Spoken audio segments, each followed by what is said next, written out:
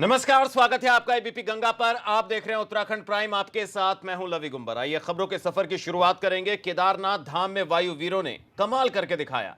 केदार धाम के पास बने हेलीपैड पर चिनूक हेलीकॉप्टर की लैंडिंग कराई गई। इस हेलीकॉप्टर के जरिए केदारनाथ धाम में भारी भरकम मशीनें पहुंचाई जाएंगी। पेश एक रिपोर्ट।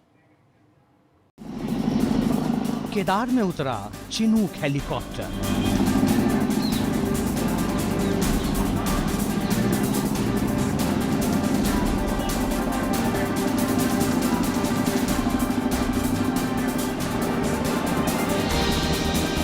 हेलीपैड पर चिनूक की लैंडिंग।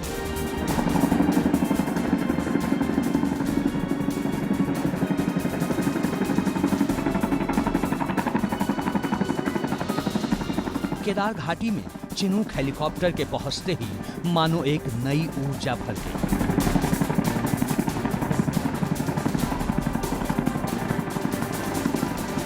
वायुसेना की शान कहे जाने वाले चिनूक ने केदार मंदिर के पास बने हेलीपैड पर लैंडिंग की। मंदिर के पास ही चिनूक की लैंडिंग के लिए हेलीपैड को तैयार किया गया है। चिनूक हेलीकॉप्टर की सफल लैंडिंग से अब केदारनाथ धाम में भारी मशीनें पहुंचाने का काम भी शुरू होगा।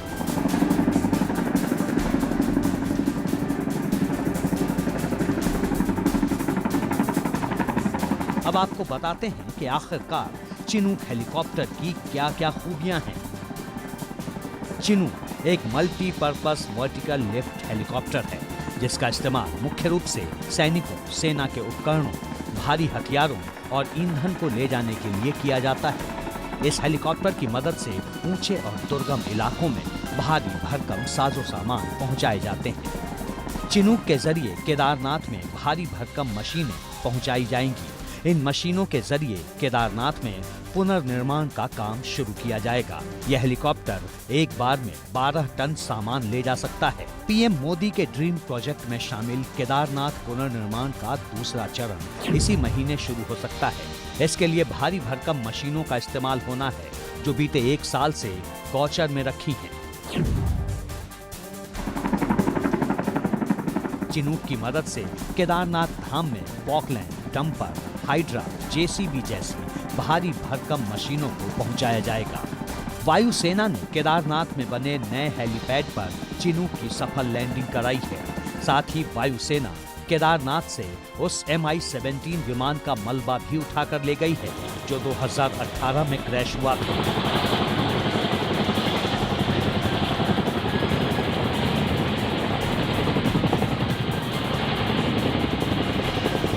2018 में केदारनाथ मंदिर के पीछे बने हेलीपैड पर लैंडिंग करते वक्त Mi-17 हेलीकॉप्टर क्रैश हो गया था। इस हादसे में पायलट को हल्की चोट आई थी। एबीपी गंगा के लिए केदारनाथ से रोहित डिमरी की रिपोर्ट।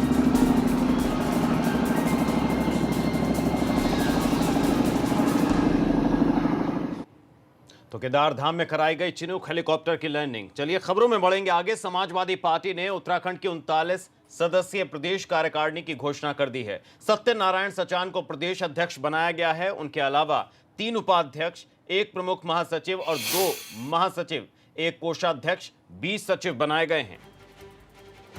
तो आपको बता दें 2022 में उत्तराखंड में विधानसभा का चुनाव होना है और यही वजह है कि नई कार्यकारिणी से समाजवादी पार्टी के राष्ट्रीय अध्यक्ष अखिलेश यादव को काफी उम्मीदें होंगी। सपा का कहना है कि उत्तराखंड के निर्माण के 20 सालों में उत्तराखंड के लोगों को निराशा हाथ लगी है। रोजगार और पलायन का स्थायी समाधान नहीं हुआ है। अब सपा ऐसे ही जनहित के मुद्दों को उठाकर चुनाव में उतरने की तैयारी में है।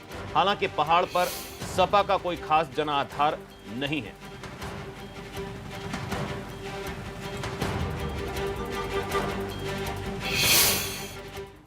वहीं कांग्रेस नेता किशोर उपाध्याय ने टिहरी में अपने समर्थकों के साथ धरना दिया। किशोर उपाध्याय की मांग है कि लोगों के बिजली और पानी के बिल माफ होने चाहिए। इसी को लेकर बिजली पानी के बिल की होली जलाई गई।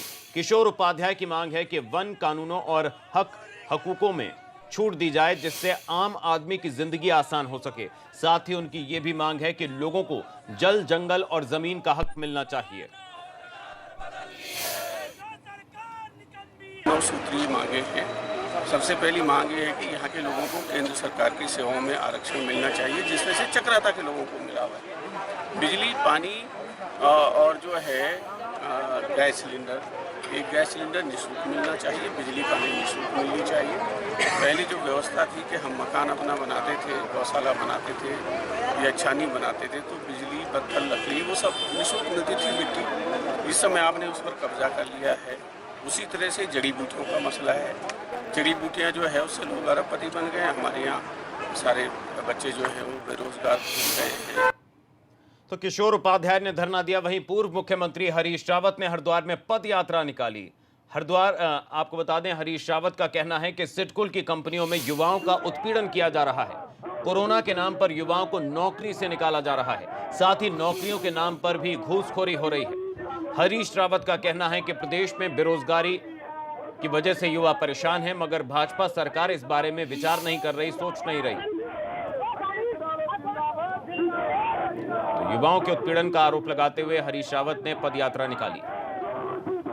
आज यहाँ शोषण हो रहा है, नौजवानों को निकाला जा रहा है कुछ उद्योगों में, बंद कुछ उद्योगों में छटनी के नाम पर, और कुछ स्थानों पर जो है काम का समय बढ़ा दिया गया है और उनको वेतन कम कर दिया गया है। कुछ मामलों में जहाँ पद रिक्त पड़े हुए हैं, चोर दरवाजे से नियुक्तियाँ हो रही हैं। स्थानीय नौजवानों का, उत्तराखंड के नौजवानों का हित उसमें नहीं देखा जा रहा है। मैंने राज्य सरकार से आग्रह किया है कि आप उद्योगों के साथ एक MOU करिए, जहां रिक्त पड़े हुए पद हैं उन सब पदों पर स्थानीय नौजवानों की भर्ती करवाएं। वहीं रुद्रपुर पहुंचे कांग्रेस प्रदेश अध्यक्ष प्रीतम सिंह ने उत्तराखंड में बिगड़ती कानून व्यवस्था को लेकर सरकार पर सवाल उठाए। प्रीतम सिंह ने कहा कि प्रदेश की कानून व्यवस्था चरमराई हुई है। अपराधी दिन दहाड़े आपराधिक घटनाओं को अंजाम देकर फरार हो जाते हैं, लेकिन पुलिस उन्हें ढूंढने में नाकाम साबित हो रही है। जहाँ तक कानून व्यवस्था का प्रश्न है, उत्तराखंड राज्य के अंदर कानून व्यवस्था पूरी तरीके से ध्वस्त हो चुकी है। आए दिन जो है कत्ल हो रहे हैं, महिलाओं पर बलात्कार की घटनाएं हो रही हैं, चोरी हो रही है, डकैतियां हो रही है, और हालत ये है कि यहीं रुद्रपुर में पहले कांग्रेस के एक पार्षद जो है उनको अगवा किया जाता है और उसके बाद सत्ता पक्ष के जो है पार्षद की हत्या होती है और अब तक उसका सुराग नहीं लग पाया है। तो आप अंदाजा लगा सकते हैं कि कानून व्यवस्था कैसी इस प्रदेश के अंदर है। तो प्रीतम सिंह का कहना है कि प्रदेश में क्राइम है आउट ऑफ कंट्रोल। वहीं रुड़की में गाड़ियों का फर्जी रजिस्ट्रेशन कराने वाले गिरोह का पर्दाफाश हुआ है। पुलिस ने गिरोह के 2 लोगों को गिरफ्तार कर लिया है, जबकि इनका एक साथी फरार हो गया है। पकड़े गए आरोपियों में से एक यूपी के बागपत और दूसरा मेरठ का रहने वाला है, जबकि फरार आरोपी मंगलोर से ताल्लुक रखता है। ये लोग एक ट्रक का फर्जी तरीके से रजिस्ट्रेशन करवाने की कोशिश कर रहे थे। आरोपियों के पास इसके इंजन और चेसिस नंबर का ट्रक पहले से ही मौजूद है।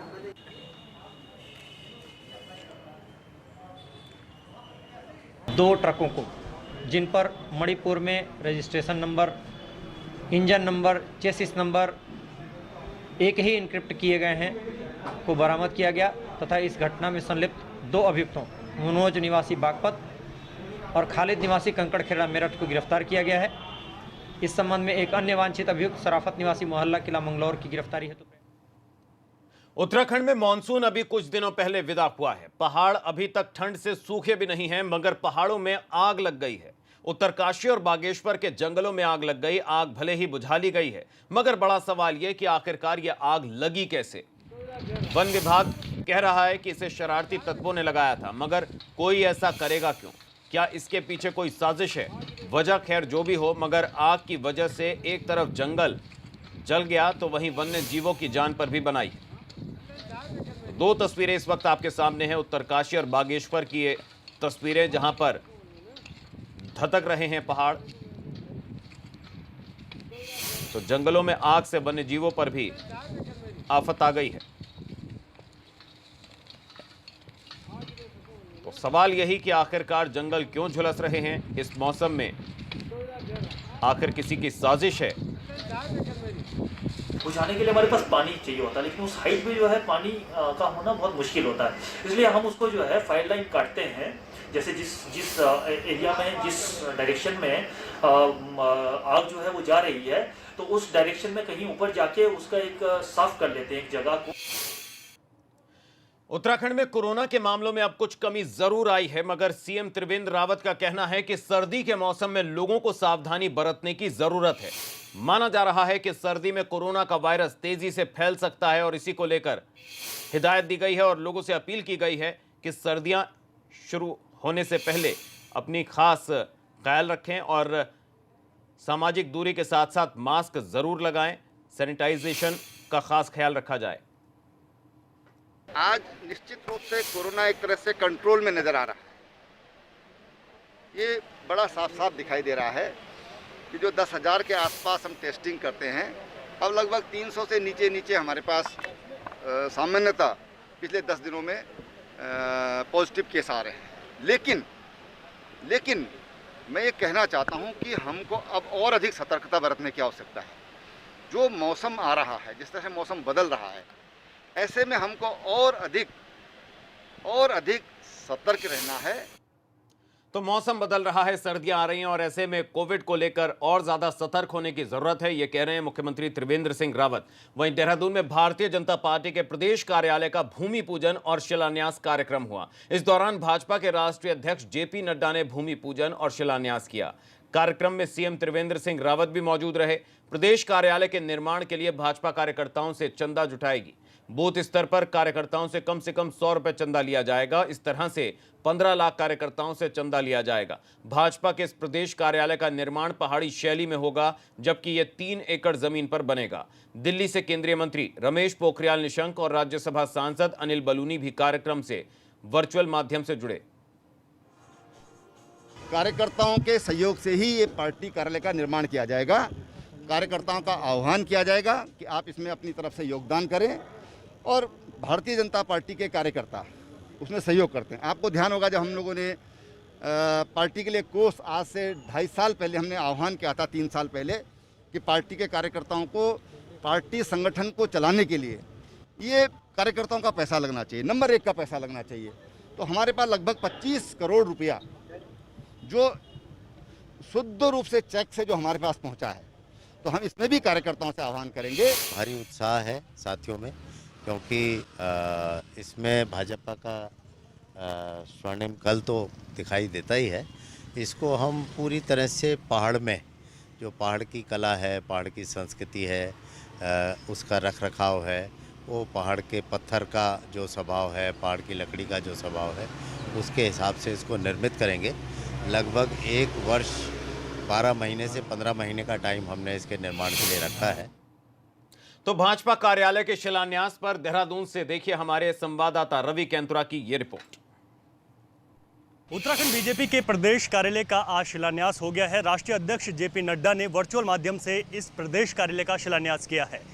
रायपुर की रिंग रोड पर इस प्रदेश कार्यालय को बनना है। करीब 3 एकड़ की ये भूमि है, जिसमें 3 फ्लोर बनाए जाएंगे और तीनों फ्लोरों पर अलग अलग कार्यालय बनाए जाएंगे। जिस तरीके से जो जनता दरबार है उसको लेकर भी एक अलग हॉल यहाँ पर तैयार किया जाएगा और इसके साथ ही जो 3rd फ्लोर होगा उस पर तमाम जो यहाँ पर जो पदाधिकारी होंगे उनके वहाँ पर कमरे भी बनाए जाएंगे। आज यहाँ पर शुरुआत हो गई है और मुख्यमंत्री त्रिवेंद्र सिंह रावत यहाँ पर मौजूद थे, जिन्होंने भूमि पूजन यहाँ पर किया है और जेपी नड्डा ने वर्चुअल इस समारोह के साथ जुड़े हैं और उन्होंने इसका शिलान्यास आज किया है। वृक्षारोपण भी यहाँ पर किया गया और कुछ वृक्ष यहाँ पर आज मुख्यमंत्री ने लगाए हैं। जिन वृक्षों के साथ साथ आज तमाम जिस तरीके से उनके प्रदेश कार्यालय की यहाँ पर नींव रखी गई है। सबसे महत्वपूर्ण बात है कि जो बीजेपी का ये प्रदेश कार्यालय रहेगा, ये जौनसार की जो शैली है घरों को बनाने की, उस शैली के माध्यम से इस प्रदेश कार्यालय को तैयार किया गया है। इसका जो स्ट्रक्चर होगा, जो यहाँ पर लकड़ियाँ लगेंगी, जो पत्थर लगेंगे, वो उसी स्ट्रक्चर के माध्यम से लगेंगे। तो ये तमाम चीज़ें हैं जिस स्ट्रक्चर के माध्यम से इसको बनाया जाना है। कैमरा पर्सन क्रिस्टोफर लॉरेंस के साथ रवि कैंतुरा, एबीपी गंगा, देहरादून। तो पहाड़ी शैली में बनाया जाएगा भाजपा का नया कार्यालय, जिसको लेकर पार्टी कार्यकर्ताओं से ही चंदा लिया जाएगा। आज शिलान्यास भी हो गया। वहीं हल्द्वानी में महिला सुरक्षा को लेकर एक स्पेशल टीम बनाई गई है, जिसमें 7 महिला पुलिसकर्मी शामिल हैं। ये टीम महिलाओं के साथ छेड़छाड़ जैसी घटनाओं पर काम करेगी। देखिए रिपोर्ट।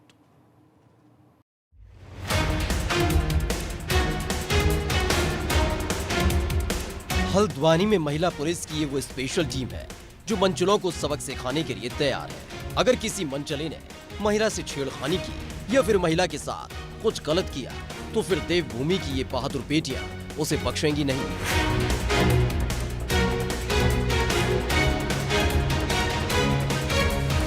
पुलिस ने 7 महिला पुलिसकर्मियों की एक टीम तैयार की है। इसका नाम महिला चीता टीम रखा गया है।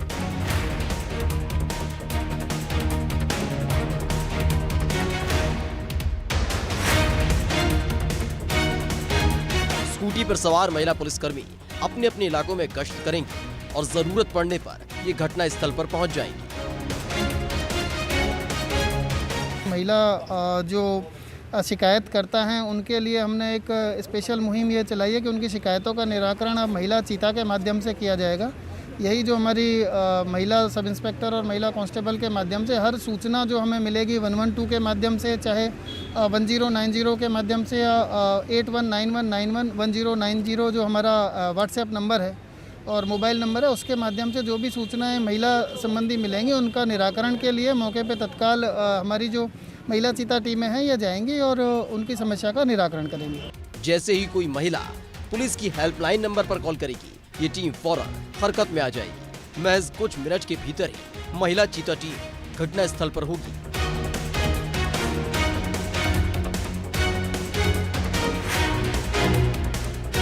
इस टीम को बनाने का मुख्य मकसद महिलाओं को सुरक्षा देना है, जिसके लिए इन्हें अच्छी तरह से ट्रेन किया गया है।